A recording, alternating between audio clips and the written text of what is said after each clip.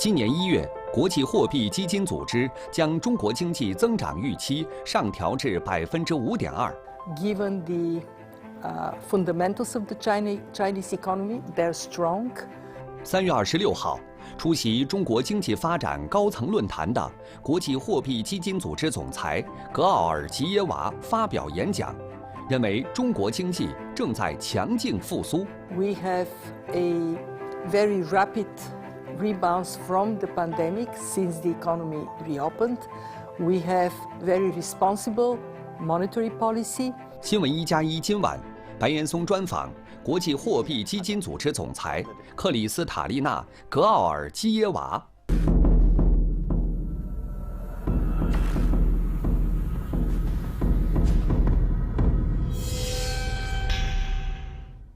您好，观众朋友，欢迎收看新闻1+1。中国经济该怎么看？世界经济又如何看待？而中国和世界经济之间这种关联该是如何？今天呢，我们在北京采访国际货币基金组织的总裁格尔基耶娃女士，非常高兴面对面的采访您，因为前年采访您的时候，疫情的原因还只能连线。第一眼看到您穿的这个唐装非常棒，有故事吧 I bought it because it symbolizes spring. And I thought it is very appropriate to wear for your audience and for you. I bought it in Beijing yesterday for this interview, entirely in your honor. 那我更要感谢您还拉动了北京的消费。I feel it is our responsibility when we talk about lifting up growth and consumption, and that is the message that comes from the IMF, to reorient China's growth model towards more consumption. I should set up a personal example. 去年呢，这个10月份的时候，世界货币基金组织预测今年世界经济的增长平均是2.7%，但是前不久我注意到，把它调整为2.9%了，是看到了什么？又乐观的增加了0.2%。When we stepped into the new year, we discovered that there was more resilience in consumption, more upswing in the Chinese economy, and better performance of Europe. All of this led to a somewhat better picture. But let me be clear. First, this is still under 3% growth. It is still slower growth for the world economy than last year. And two, we will continue with our assessment, and we will be issuing a new projection for growth that may be slightly less than what we have today. 您看，对今年的世界经济的发展要比几个月前变得更乐观了。但是您也说了，今年很可能世界经济比去年更困难，大家会觉得这似乎有些矛盾，为什么？ It is no contradiction. This year, growth is going to be slower than last year. And it is way below the historic average in the previous decade, when the world had 3.8% average growth. And we're still experiencing the scarring from the pandemic. There are still implications of the war in terms of energy and food security. And most importantly, there is more uncertainty today about the direction of the world economy, mostly because of more tensions and fragmentation in the way the economy functions. 世界货币基金组织对明年，也就是2024年经济的这个增长预测是3.1%，又比今年变得更乐观一些。但是即便如此，它跟2000年到2019那个跨度平均的3.8还是要差很多。我们什么时候才能恢复到一个那样或者说比较好的状况？ What we need to recognize is that over the last years, we have experienced shock upon shock upon shock. The pandemic, the war, all those gearing up inflation and leading to cost of living crisis in many countries. Fortunately for the Chinese people, not in China. That combination of shocks we have to assess in terms of impact over a longer period of time. It is going to halt growth. We are in a more shock-prone world. There may be more difficulties we have to overcome. Climate shocks, other health shocks like the pandemic. When we look at the world, we also have to retain our optimism. Why?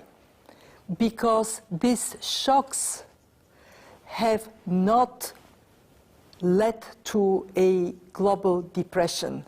We can celebrate also the fact that policymakers have acted responsibly.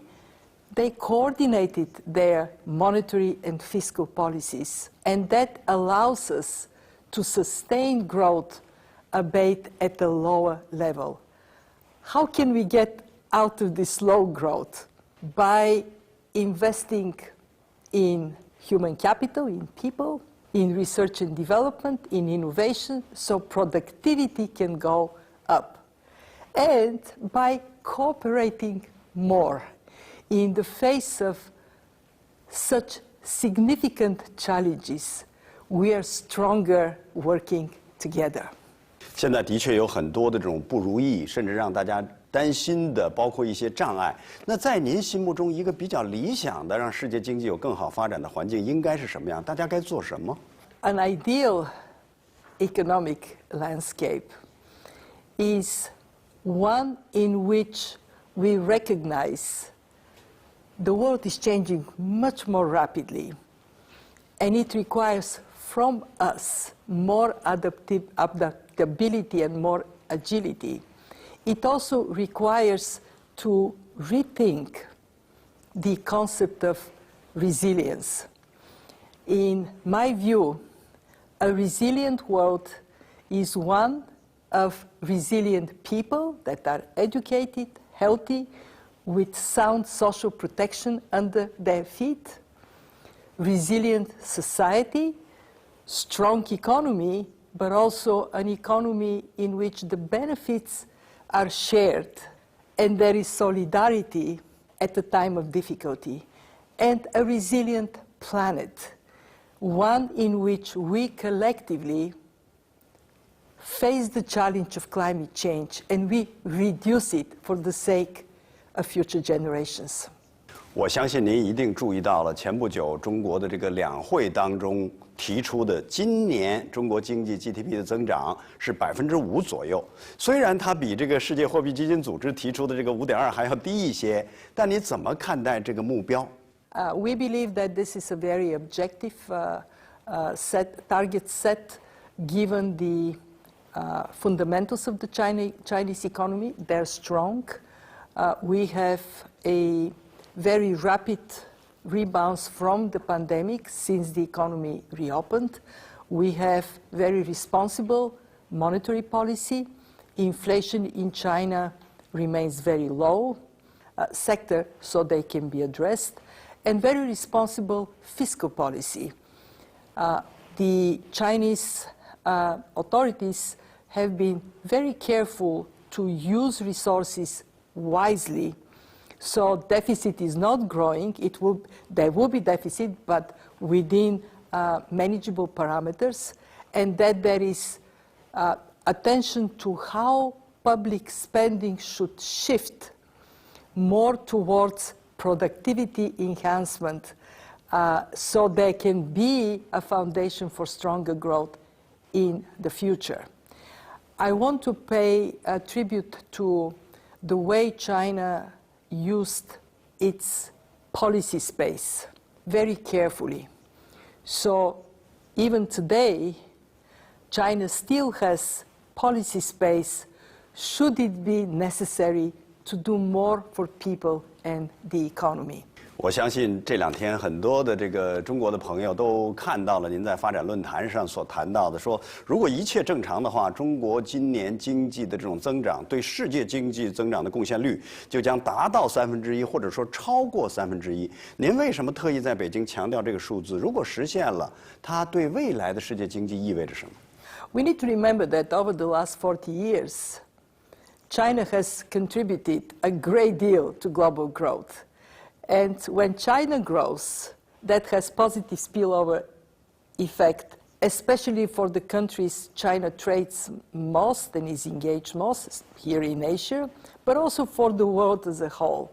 As China moves towards high-quality growth in future years, the contribution in absolute terms would not be as big as it was in the past, but China will continue in observable future to grow faster than the world in average.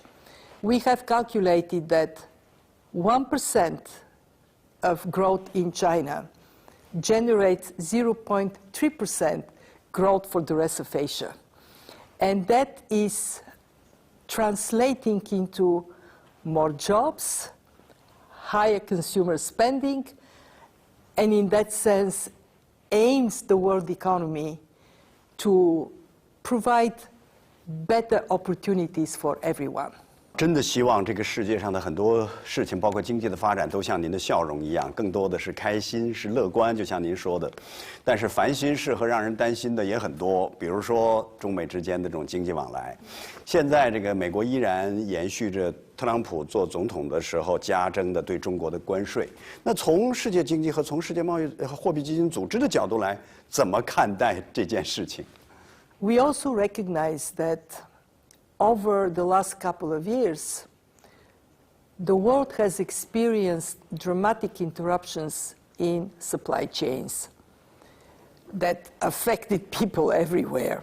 What we know today is that we cannot ignore security of supplies, that we have to think of cushioning supply chains, so if there is interruption in one place, there could be compensation somewhere else.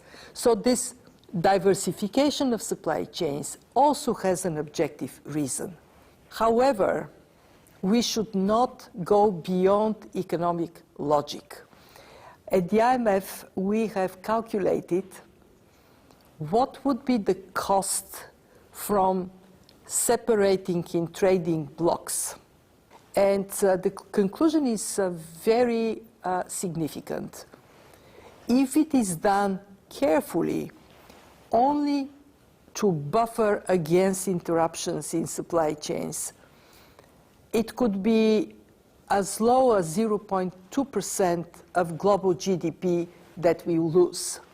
If it is done without care for consequences, the cost can be 7% of global GDP. This is $7 trillion wiped out. Just to give the audience a sense, what is $7 trillion? It is like taking Germany and Japan out of the world economy.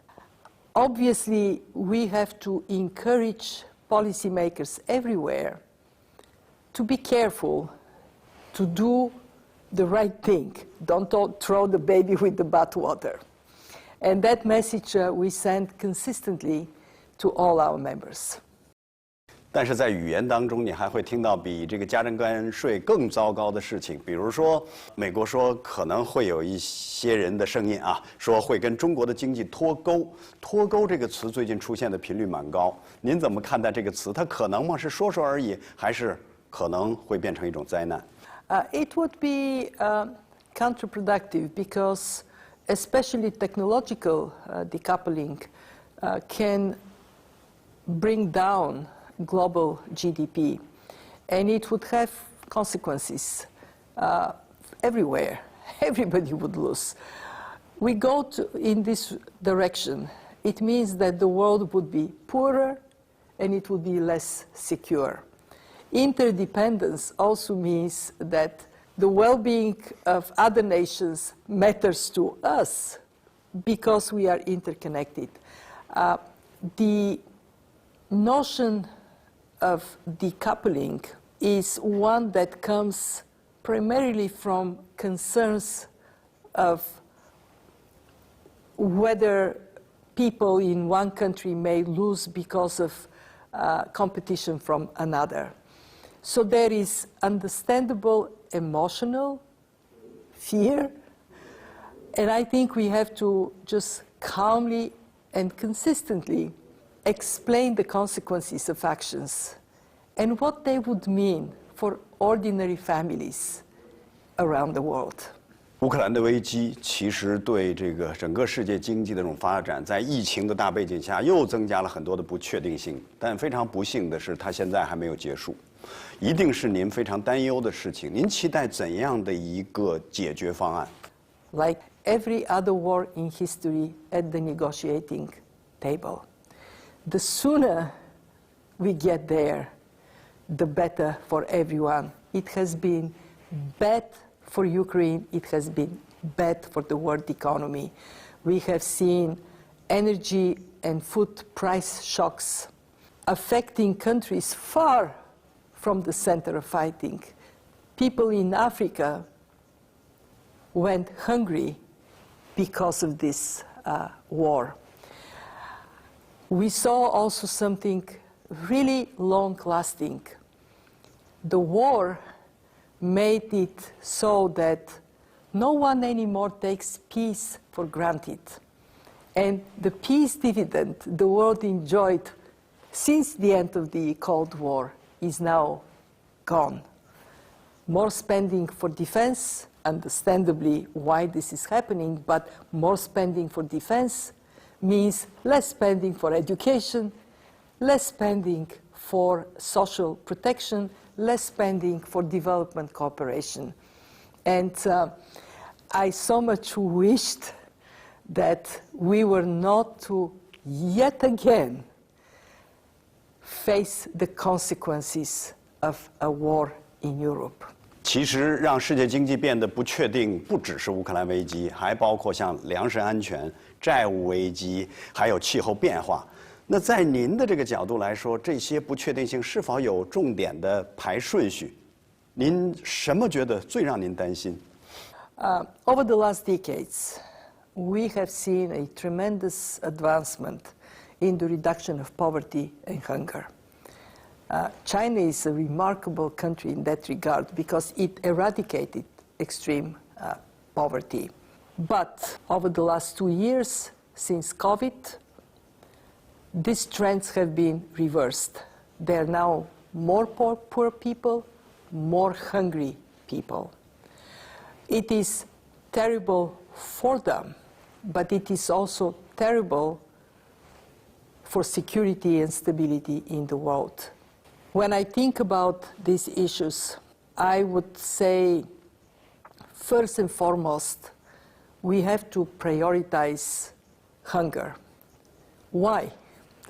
Because hunger is the world's biggest solvable problem.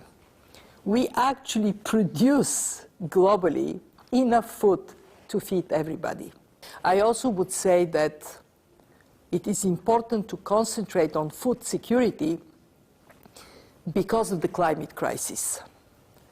What we now know is that all the scientific predictions for the impact of climate change on food security, on the probability and intensity of droughts, floods, hurricanes, all these predictions have not only come true, but they have come true faster than we expected. So it is paramount to embrace the transition to low carbon, climate resilient economy. And actually, from a long-term perspective, this is the most significant crisis, a truly existential crisis we all face. There is one silver lining of the story of climate change. We can only win against climate change through cooperation. So I am optimistic that countries, even in this world of more tensions, will have this pathway of working together for technological advancements to bring down emissions and for advancements in agricultural productivity and resilience to climate shocks. 世界经济其实也在面临着很多，比如说发达的这种国家提前进入老龄化，像日本的老龄化其实从数据来看是很严重的。中国也在快速的老龄化，到2035年的时候，中国可能会有4亿人超过60岁。从经济层面，您怎么看待这种老龄化？有一些什么样的建议？ Well, the Chinese society has adopted a very collaborative model. There is a lot of solidarity in China, and that helps when the country is moving through different stages in development, specifically on demography. Solidarity has to be one that expands through generations. The generation that lives longer needs to work longer. It is solidarity with the young people that come. And the young people who enter the labor force, they have to learn skills and they have to be prepared to adjust to a changing world of work. I think that, again, that goes back to this issue of how China is going to deal with the decline in working population. And I think China has proven through history to be able to deal with significant challenges. So here is a new one I'm sure China will deal with. 您的回答恰恰让我在即将结束采访的时候有了一个更大的感受。过去的这3年，疫情、乌克兰危机都使 IMF 的工作突然变得更具挑战性、更有压力，包括您本人的。但同时也变得对 IMF 的工作更有需求、更重要。您是怎样在这几年中保持一个很好的心情的？沮丧过吗？您怎么做到一直有热情、乐观和信心？ I take to heart the incredible resilience of ordinary people, of countries, and that gives me the confidence and the optimism for our future. I want us to remember the most important lesson from COVID, that when we were hit by completely unexpected shock, within a year we came with vaccines. Within months, we came with a completely different set of economic policies. Monetary policy accommodating, fiscal policy accommodating. We actually crafted a phrase in the IMF to authorities: spend but keep the receipts, so you can be accountable for what you spend. And that strength in the face of tremendous difficulties is truly what I carry with me every single day. 非常感谢您。